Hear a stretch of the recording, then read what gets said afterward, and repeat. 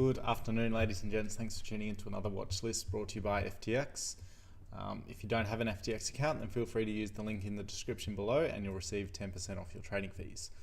Right, so I've just taken a week off and it doesn't look like I missed out on much in the markets. Bitcoin more or less crab walked sideways before a sudden sell-off yesterday, I think that was, which, it wasn't a huge sell-off, but a sell-off nonetheless.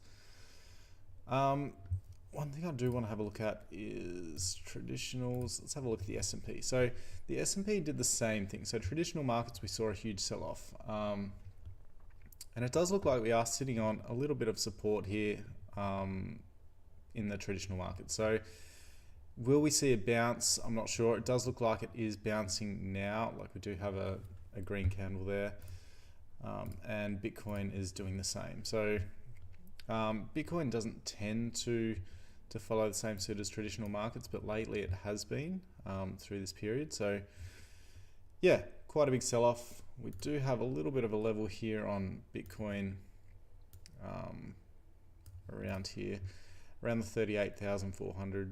No, sorry, the $37,500 mark. So we've tested a few times and it looks like we have come down and tested that. So I wouldn't be surprised if we do see a further bounce higher.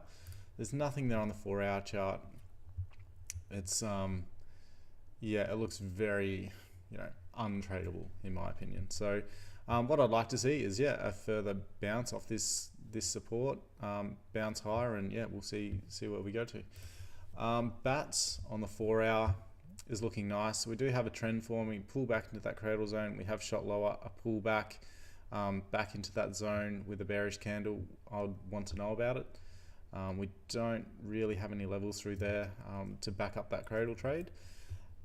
Atom was one that triggered yesterday. I think the community jumped on this one, which is really good. Did pull back nicely. It has shot on to probably, let's have a look actually.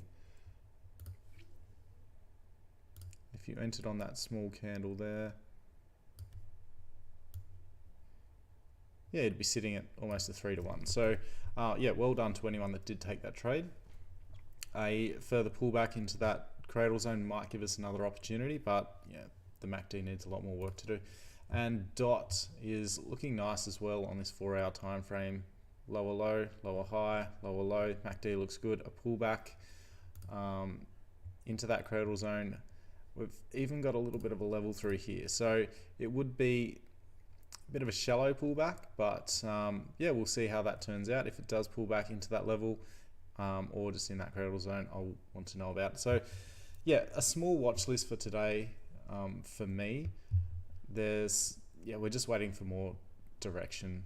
I'd say we've had that huge sell-off yesterday, so let's wait for these pullbacks and see what the market gives us. I wouldn't be, like I said before, I wouldn't be surprised if we do see a solid bounce off that mark and move higher, because we have seen it in the past, and especially in Bitcoin, we are in a consolidating overall sideways market. Like look at this chop through here, from here to here, it's just very sideways. We move higher, we move lower. We are in that lower band, so a move higher, I wouldn't be surprised if we do see that. But yeah, let's see what the next few days bring. G'day Jeffrey, I hope you're well. Yeah, DOT is nice. Gala. Yeah, I did have Gala as well. It is looking good. There are a few options out there. I think it's just a waiting game at the moment, and I would definitely have reduced risk just because of the overall market conditions. The dailies, the dailies are looking pretty miserable. So trade with caution, but yeah, stay tuned in the community, and if anything does come up, myself, Lou, or Craig will post it in the chat.